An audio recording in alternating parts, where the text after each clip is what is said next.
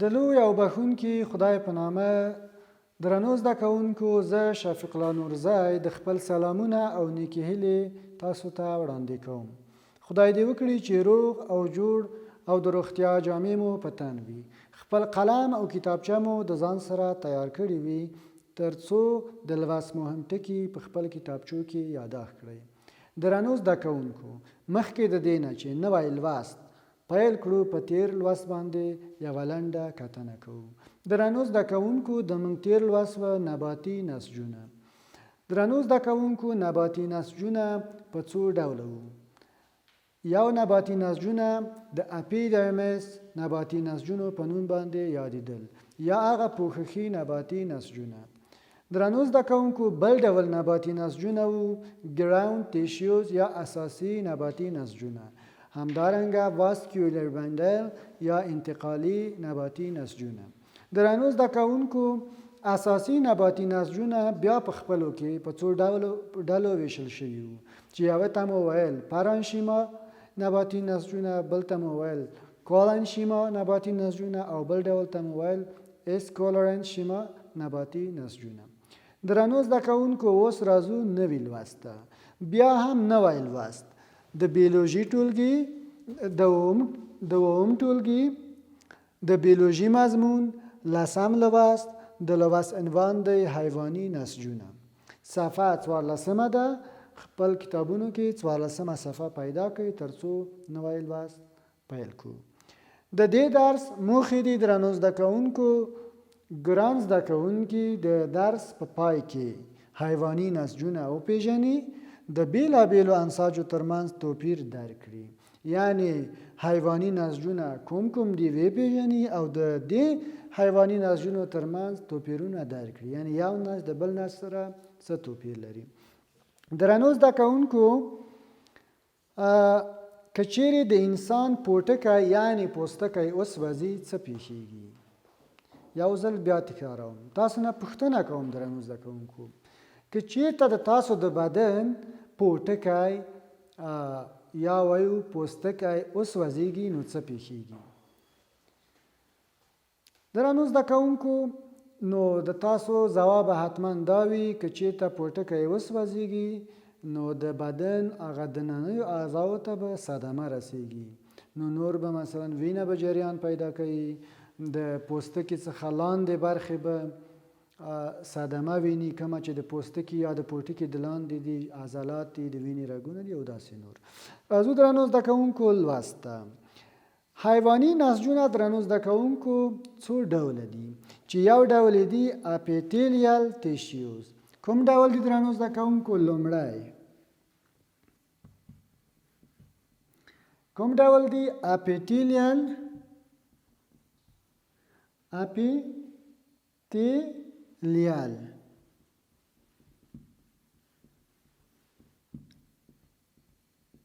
ټیشیوز. دا کومه نسجونه دي؟ دته وایي درنو زده کوونکو بشروي نسجونه.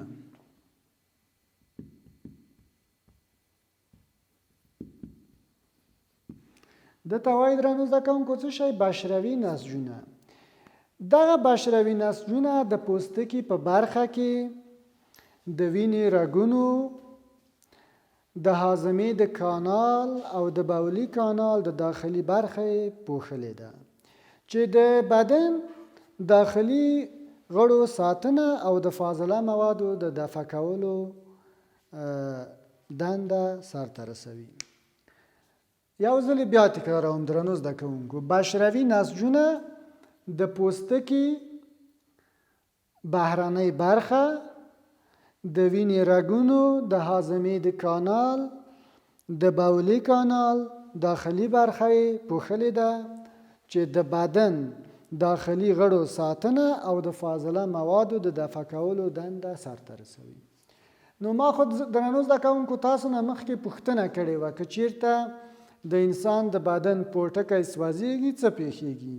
نو د دې نه معلومه شوه چې پوستکي ته هغه د پوستکي منځنۍ برخې ته، بالاخره عضلاتو ته، د وینې رګونو ته او همداسې په ټوله کې ویلی شو چې د بدن د غړو دننیو غړو ته زیان رسیږي د دې په خاطر چې دغه بشروي انساجو دنده د بدن د دننیو غړو ساتنه او د اضافي توکو دفع کول دي. د جوړښت له مخې درنو زده کوونکو دغه بشروي نسجونه یو پوړیز او څو پوړیز دي. یعنی ځینې په دې کې درنو زده کوونکو یو پوړ لري او ځینې نورې څو پوړونه لري. راځو درنو زده کوونکو دویم ډول نسج ته چې موږ ورته وایو muscular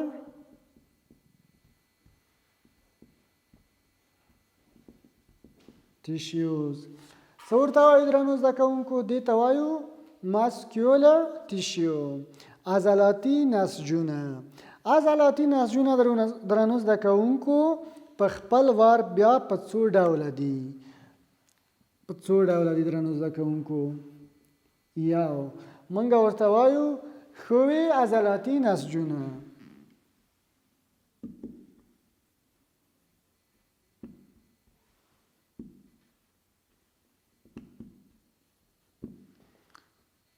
بل ډول درنو زده کوونکو، بل ډول دي خط لرونکي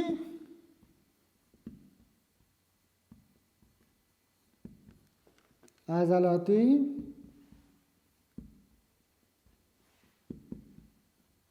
نسجونه، او بل ډول دي درنو زده کوونکو د زړه عضلاتي نسجونه.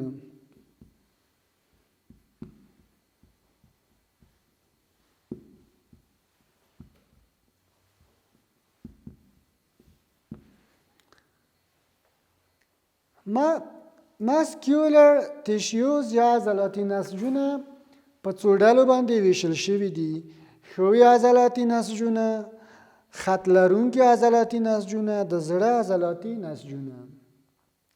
درنو زده کوونکو ښوی عضلاتي نسجونه د بدن په غیر ارادي برخو کې لکه معدې کې، په کولمو کې شتون لري، او همداسې درنو زده کوونکو خط لرونکي عضلاتي نسجونه د بدن په او عضلاتو کې چې هغه غړي د موږ په ارادې باندې خوځېږي لکه لاس، وږه، پښه او داسې نور. او بل درنو زده کوونکو د زړه عضلاتي نسجونه دي چې دام یو ډول ځانګړي عضلاتي نسجونه دي چې د زړه په جوړښت کې شتون لري. درنو زده کوونکو بل ډول دریم ډول نسجونه موږ وایو نښلونکي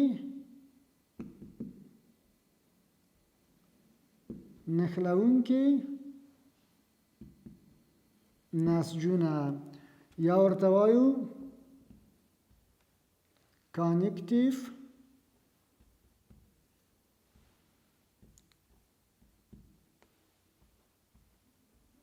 تیشیوز. دې ته وایي درنو زده کوونکو نښلونکي نسجونه یا کانیکټیو تیشیوز. دې ته منظم نسجونه هم ویل کیږي.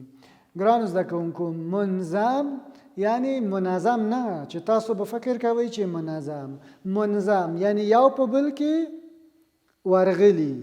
دې ته څه وایي؟ منظم یعنی یو د بل سره پیچلي، یو د بل سره یو ځای شوي، یو په بل کې ورغلي. دې ته څه وایي درنو زده کوونکو؟ منظم نسجونه یا نښلونکي نسجونه. درنو زده کوونکو نښلونکي نسجونه له پوستکي سره عضلې، د عضلې سره هډوکي یا کرپندوکي یعنی غضروف څه کوي درنو زده کوونکو؟ د دوی اړیکه یو د بل سره ټینګوي، او هډوکه وینه او همدارنګه غضروف ارتباطي نسجونه ګڼل کیږي یا عبارت له ارتباطي نسجونو څخه. یو ځل بیا تکراروم درنو زده کوونکو، نښلونکي نسجونه هغه نسجونه دي چې له پوستکي سره عضلې د هډوکو سره او یا هم د غضروفو سره نښلوي یا اړیکې ټینګوي. هډوکه، وینه او همدارنګه غضروف ارتباطي نسجونه ګڼل کیږي. درنو زده کوونکو همدارنګه یو ډول بل د دې نسجونو څخه پاتې دی چې هغه ته موږ وایو عصبي نسجونه. درې ډوله مو تاسو ته معرفي کړه، اوس څلورم ډول عصبي نسجونه دي. درنو زده کوونکو، عصبي نسجونه د یو ډول ځانګړو حجرو چې نیورون نومیږي منځته راغلي دي، د نیورون څخه منځته راغلي دي او د بدن په بیلابیلو برخو کې شتون لري. او همدا عصبي نسجونه دي چې د بدن د بیلابیلو سیستمونو ترمنځ اړیکې راتمنځ کوي او د دوی ترمنځ هماهنګي جوړوي. یعنی دغه د بدن بیلابیل سیستمونه سره هماهنګ کوي یا د دوی ترمنځ هغه سیستم رامنځته کوي. بشروي نسجونه درنو زده کوونکو، تاسو ګورئ د بشروي نسجونو انځورونو ته ګورئ چې دلته یو پوړیز او څو پوړیز بشروي نسجونه لیدل کیږي. همدارنګه درنو زده کوونکو راځو عضلاتي نسجونو ته. عضلاتي نسجونه هم څو بیلګې دلته شتون لري چې د زړه عضلات دي، همدارنګه اسکلیټي عضلات دي او ښویې عضلات دي چې د معدې څخه هغه یوه حجره رابېله شوې ده. درنو زده کوونکو، د موږ د نن ورځې درس همدلته پای ته ورسېده. تاسو ته کورنۍ دنده درکوم، د تاسو کورنۍ دنده به وي د بشروي نسجونو دنده په خپل کتابچو کې ولیکئ. یعنی د بشروي نسجونو چې کومه دنده ده هغه خپلو کتابچو کې په لنډ ډول ولیکئ. درس پای ته ورسېده درنو زده کوونکو، د راتلونکي درس پورې مو په لوی الله سپارم. ښه ژوند ولرئ.